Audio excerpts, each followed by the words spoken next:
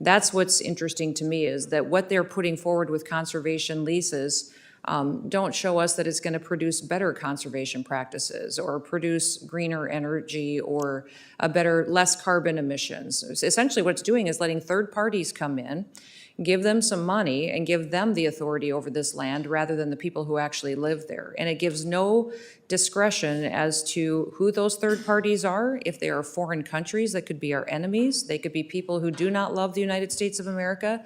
And then it also allows them to lock up that land and have authority of it that they had no authority before, with no consequences if the agreement is broken. Well, thank you. Thank you, Congressman Johnson. It is an honor to be here. I was ready for some kind of a joke or something I had to respond to, but thank you very much for that kind introduction. I've enjoyed watching you serve in the seat that represents South Dakota here, and you've done so with distinguished honor. So I appreciate all of your service to our state and our people. Thank you. Good morning, Chairman Westerman and Ranking Member Grijalva and the members of the committee. It's my honor to be with all of you today. In fact, my former Chief of Staff just gave me my old nameplate from this committee when I had the chance to serve with all of you, which is incredibly special to me. I would put it up here today and use it, except for I don't get the chance to sit where you sit today. This is not a decision that I will get the chance to make. This is something that has congressional authority, and you need to act in order to protect our people and to protect our freedom. Today, I sit in front of you as a governor and as a former farmer and rancher and someone who recognizes the deep devastation that if this proposed rule were to go forward, how hard it would be on our people and what it means for our nation far into the future. I remember vividly my time serving here on this committee. And I remember fondly working with many of you who sat on this committee with me as well during that time and the good work we were able to do in preserving our natural resources. Today, as the current governor of the great state of South Dakota, I want to direct my comments specifically to a piece of legislation that you are debating and considering, H.R. 3397. This legislation would require the director of the Bureau of Land Management to withdraw a rule relating to conservation and landscape health.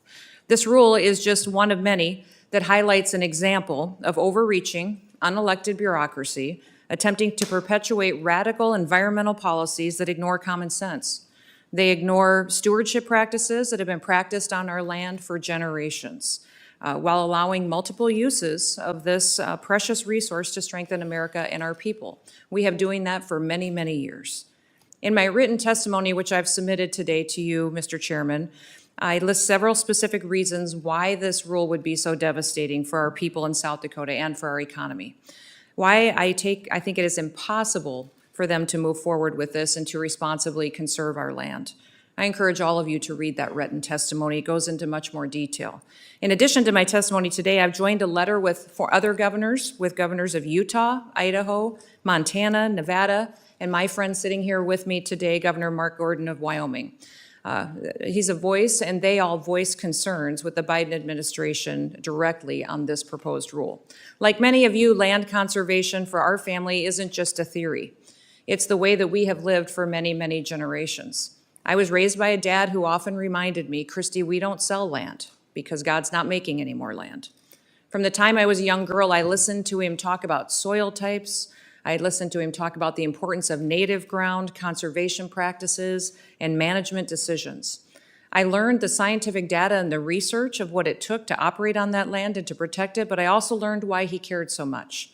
Because working the land wasn't just a job or a career to my father. It was our family legacy. It was our way of life.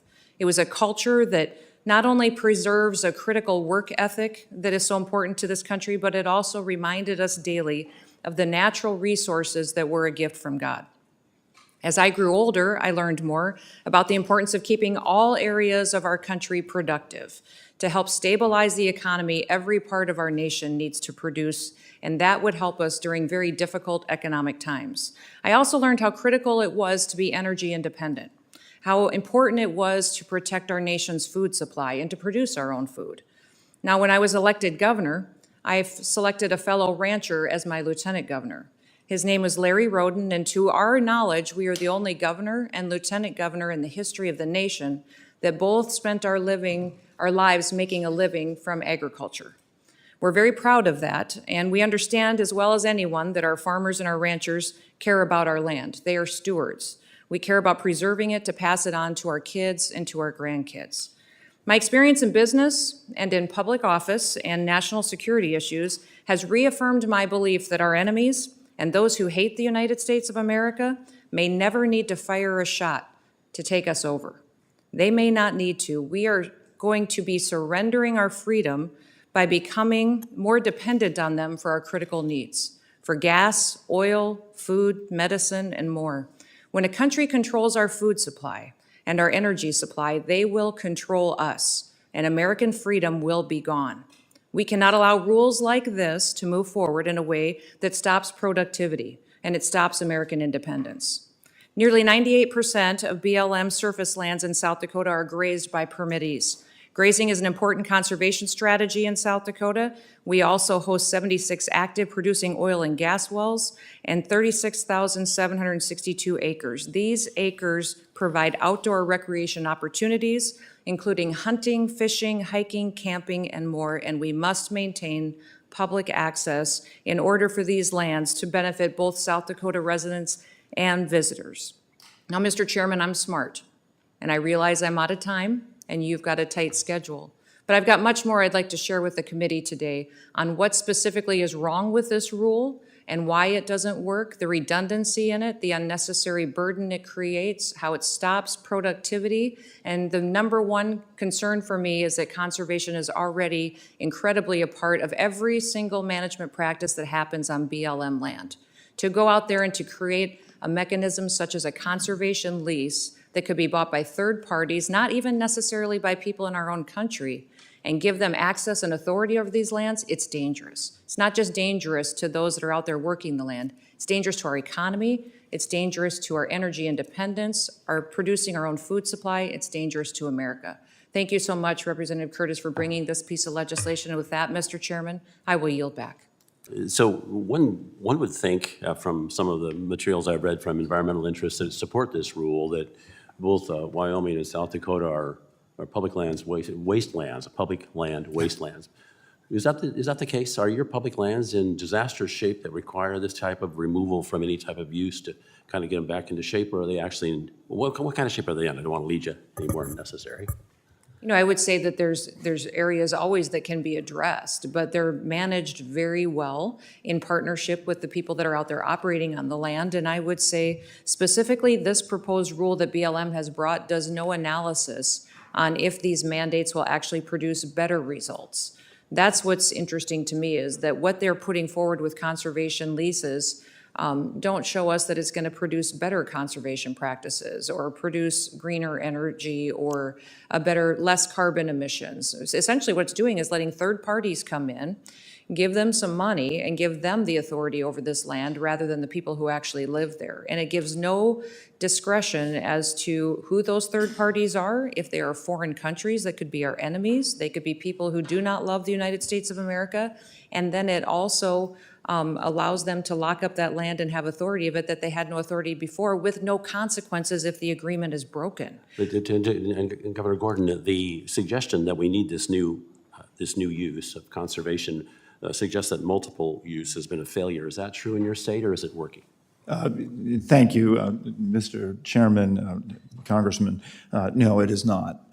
You know, as the good governor from South Dakota knows, we have worked very collaboratively together to do the best we can with a mosaic of landscape in the Black Hills.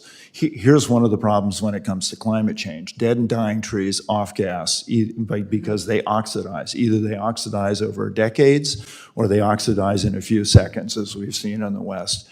You know, the ability to work together on the ground to affect conservation practices, that is the benefit of having local communities and state control.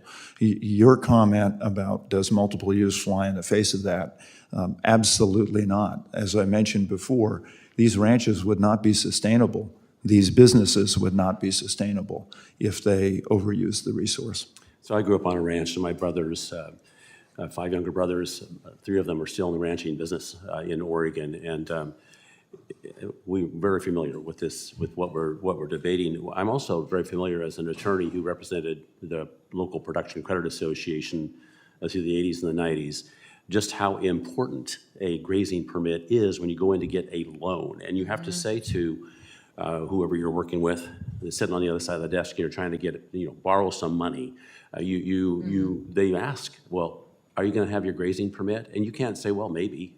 Is that the case Exactly. also, Governor Noem, in your state? I mean, isn't that reliability of that which you're going to rely upon to graze your cattle pretty important in those kind of Absolutely. financing converstions? Yeah, it's an important discussion that everyone has with their bank or whoever is financing them on what their operating note needs to be at what level and what kind of collateral they're bringing to the table and if their business model actually works. Yes, it is. So this proposal of going in and allowing someone to buy up, lease this land, I've heard it said that this is a device to allow people to, big, huge REITs and other organizations with lots of money to come in and bid these things up to acquire carbon credits.